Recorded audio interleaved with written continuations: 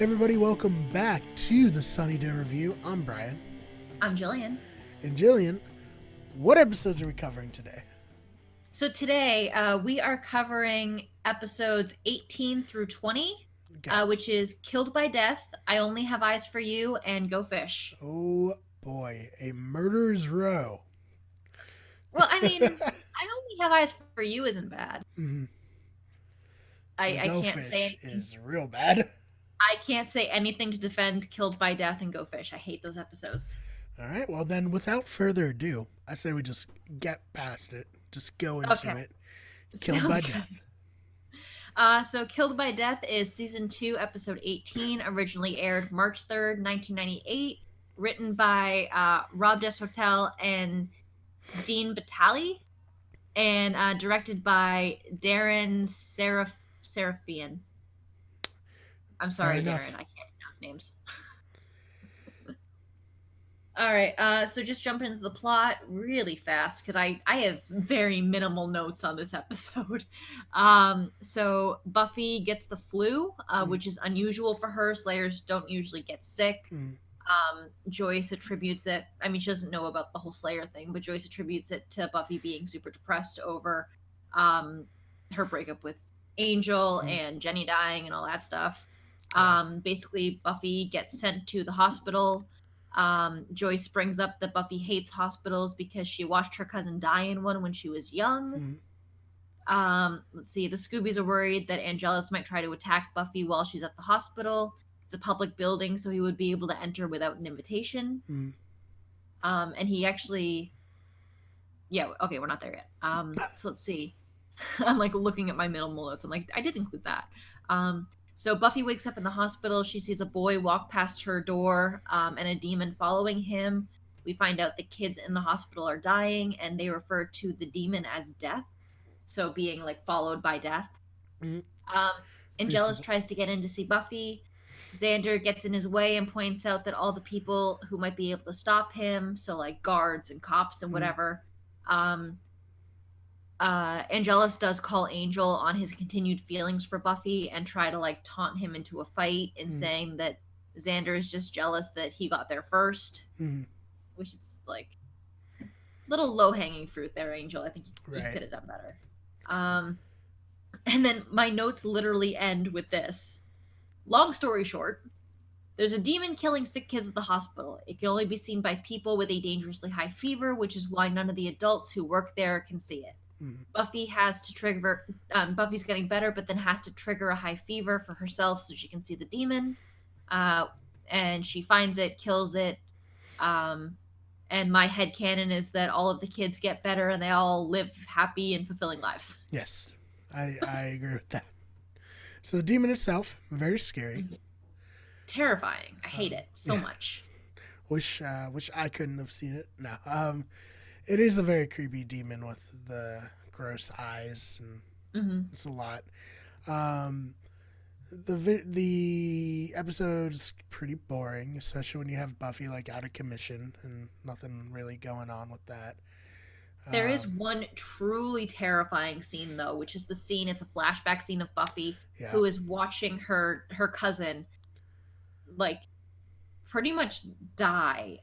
Basically, you're seeing the cousin get attacked by the demon, but because you can't see the demon, because Buffy, at the time, didn't have, like, a high fever, this was, like, a flashback from when she was a child, so she just sees her cousin laying there with her arms pinned up like this in the bed and screaming. Yeah. And it is truly terrifying. Yeah, well, especially when her mom's like, oh, she saw her cousin die. It's like, oh, that's sad. And then, like, it shows the scene. And it's like, oh, no, yeah, I would hate hospitals, too. Fuck that. Yeah. One thing I think is interesting is that Buffy's aversion to hospitals is never brought up again. Right. This isn't really a spoiler. They end up in the hospital multiple times for various reasons. And her aversion to hospitals is never brought up again, which I think is kind of funny. Yeah. Well, maybe her killing the demon closed the door on that. I don't know. She like, in killing the demon, she killed her phobia. Yeah. Or something. I don't know. But yeah, as far as a watch or pass for this one, I said pass. It's a really creepy episode, but doesn't add much to the overall story arc. Mm. I gave it 5 stakes, Oh, you got 5. I which gave is it a 3. actually generous. Yeah. I'm gonna go more with like 3, but Yeah. yeah. It's a 3. I'm gonna put like the 5 and then like push it out. The 3. Yeah, 3 for me as well. I just don't like this episode. All right, so let's move on to the next episode. All right, so the next episode is season 2, episode 19. I Only Have Eyes for You. Originally aired April 28th, 1998. Written by Marty Noxon and directed by James Whitmore Jr. Mm. So just jump into the plot. This is another Marty Noxon episode. I love Marty Noxon. So we see like a flashback to people who died in a a murder suicide in 1955, and we see that they're possessing people at the school at night. They're ghosts of a high school boy and a female teacher who were in a relationship, but the teacher broke it off because she knew it wasn't appropriate to be dating a student. The male student killed her and then committed suicide. Right.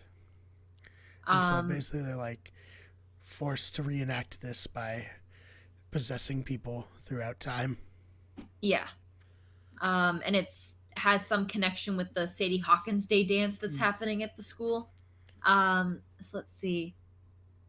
So in addition to some other weird occurrences that happen around the school, the ghosts possess students and staff each night, and they reenact the murder-suicide.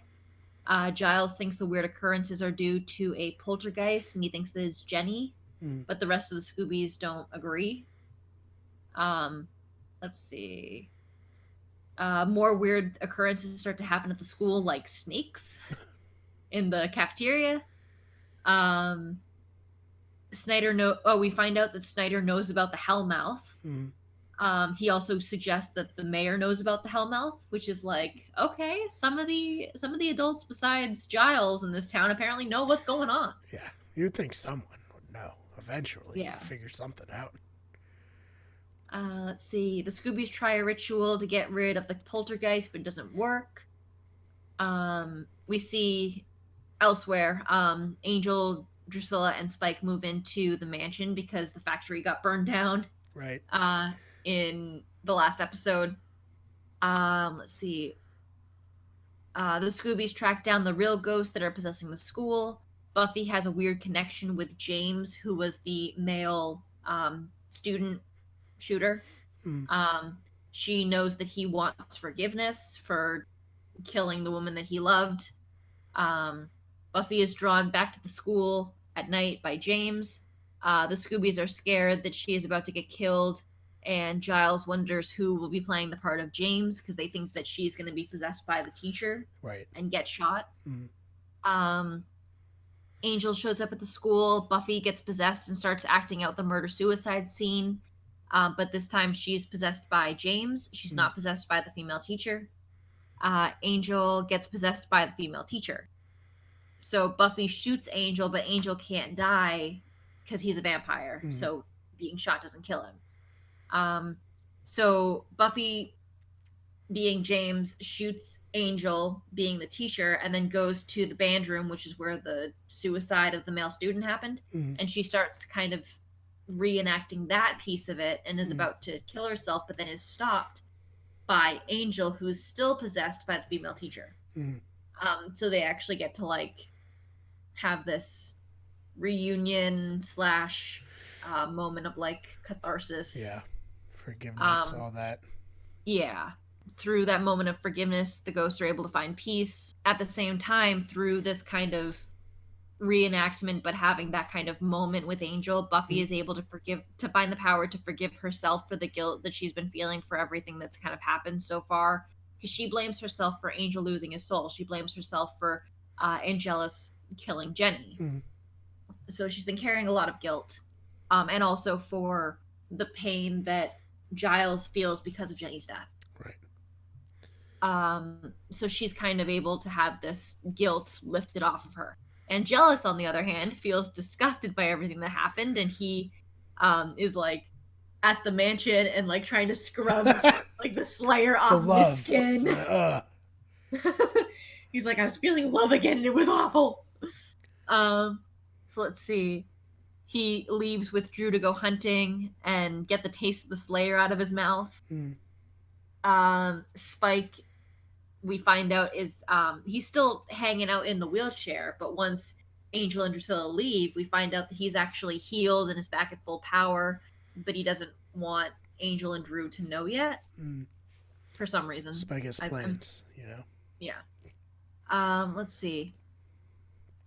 So, you know, Passion of the Nerd. I love him. I geek out about him at least, I feel like, once a video. Right. But he actually brought up a point that there's a lot of parallels between Buffy and James. So James is the male shooter. James was dating an older woman. Buffy was dating an older man. Buffy has guilt because she blames herself for Angel's death / losing a soul and the consequences that have happened since that. James has guilt over killing the female teacher who he loved. So Buffy's lack of empathy for James's situation is a reflection of how she feels about herself. James identified with the guilt that Buffy was carrying for everything that she's been through. Right.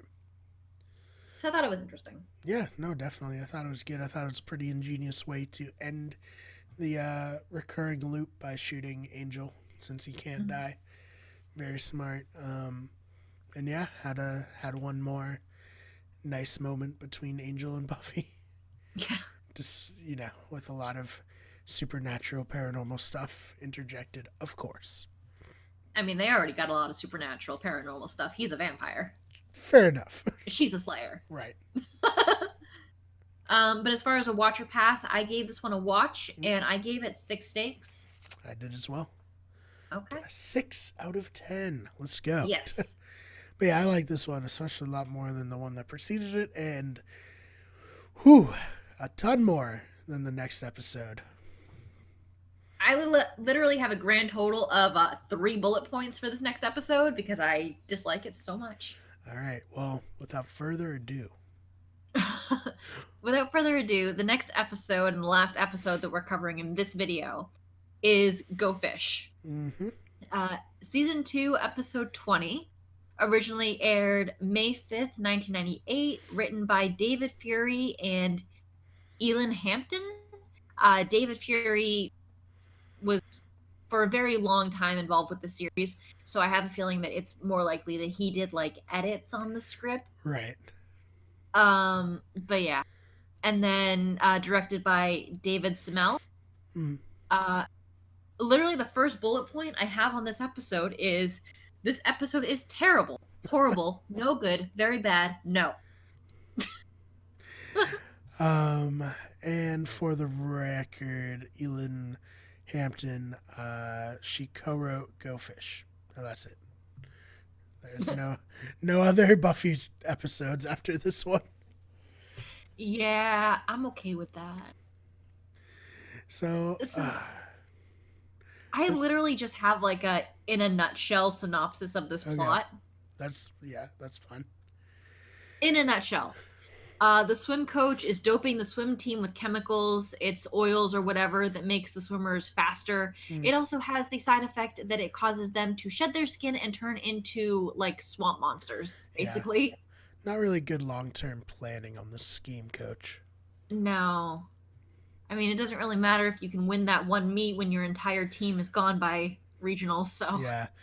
Yeah, so as this is happening, they're doing well and they're gaining notoriety. The team is really getting a lot of fans. People are getting into it. Principal Snyder's all about it. And one of the fish boys tries to date Buffy and is a dick. Oh my god. He like comes on to Buffy. He's driving her around in his car. He asks her if she's wearing a bra. He tries to come on to her. She like pushes him off or whatever. Snyder walks by and Buffy gets in trouble for pushing this guy off of her when oh my god, it was awful. So the little bit that I have left on the plot of this episode is the Scoobies try to investigate what's going on with the swim team. Xander joins the swim team to try to find out what's happening. Buffy confronts the swim coach, who then captures her, tries to offer her to the fish demons for their other needs because they'd already been fed. Whew. Oh Oh my boy. God. Xander rescues Buffy. The coach falls in and is either raped or mauled by the fish demons. And then the demons escape into the ocean, and we never hear from them again, which is Yeah, we have a it's really fine. weird scene where they just like, with kind of emotional music, just walk into the ocean. Oh my god, this episode's a fucking mess. It is. It really is. And there's a lot of like rape and sexual assault and it's just like jokes about that stuff. Yep. It's Wentworth it's Miller's in it from Prison Break, so that's yeah. interesting. It's not a great episode. It does not hold up today. It No. yeah, no, it's I mean, we joke about like PC culture or whatever, but it's just bad. It's just bad. Yeah, this is a terrible episode. Fortunately, Xander doesn't turn into a fish boy, Yeah. so that's good. It does have the highlight of him in a Speedo, so, you know, a little bit of fan Yeah. service there for anyone He's a interested. he's a bit too Ripped. I don't know how to yeah, he's a bit Yeah. too ripped for being the nerd that they make him out to be. Not that nerds can't be ripped, but Today, I would say more common, but back then I feel like it was not a thing. Yeah. he's got a bit better of a physique than his stereotype would suggest. Yeah, no, definitely. Cordelia is 100% into it. She's very excited by this revelation. Cordelia's into it before she realizes that it's Xander. Yeah, this is a very fun scene. God. So yeah, I don't like this episode at all. I gave it 4 stakes, honestly.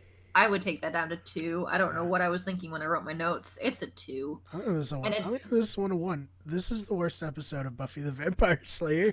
Period. Skip the shit out of this. You think it's worse than I, Robot You Jane? Yes. If you're not jacked in, you're not alive. That one line makes it all worth it, in my opinion. You think it's better than Some Assembly Required? Yes. You think it's better than Bad Eggs? By better, you mean worse? Yeah. This is the worst. I hate this episode. There's nothing redeemable about this episode. I'm not trying to defend it in any way, but yeah. Okay, well, and with that, that is the end of this video. Sorry to leave on such a bad place, but we have the 2-part finale, Becoming Part 1 and 2 coming up. Please stick with us. It's well worth it. The finale is phenomenal. It's literally one of my favorite season finales of the entire series. So yeah, they really went just all hang out. in there. Where they didn't go all out for these episodes. No. All right, Jill, where can they find you online? So I am on Twitter at Jillian_Swan. That's Swan with 2 N's. I occasionally, maybe never tweet. So Gotta get you tweeting. If you want to head over there and say hi, I'll say hi to you back, probably, if I see the notification. But I'm also occasionally, if not involved, then at least in the chat on Grassblock UK on Twitch. Yes, giving a shout out. Yes. So go check out Grassblock UK on Twitch. They do some pretty funny videos. Playing some games. Yeah, go check them out. You can follow me on Twitter at @TheFakeBMar. That's BMARR. Of course, you can follow the channel on Twitter at WGEverything, on Instagram at WickedGoodEverything, on Twitch at twitch.tv/WickedGoodEverything. Main YouTube channel is youtube.com/WickedGoodEverything. Help us get to 100 subscribers so we can get that custom URL. Rate us on iTunes. Share us with your friends. And we will see you in the next episode where we cover the finale of Season 2. Bye, everybody. Bye.